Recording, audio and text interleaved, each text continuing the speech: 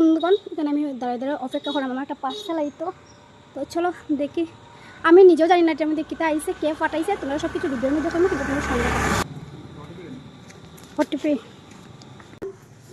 চলো আমার পার্সেলটা খুলিয়া দেখি কে দিছে কিতা না, আমি নিজেও জানি না এটার ভিতরে কিতা আছে। কোনো সিকিউরিটি পাইতে পারি কে দিছে। মাকে দাও না কে দিছে? সে দিছে, খুলে দেখা যাইব কে ফাটাইছে না জানো, জানি না গো, জানি না। जिंदगी में पहले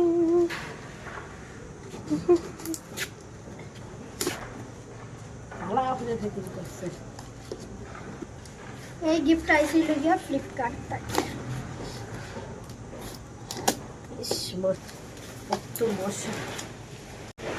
খুব ভারী, যা ভারী। তো এটা বোঝা যায় আমরা ঘর সাজানো লাগিয়া কেউ কিছু জিনিস দিছে।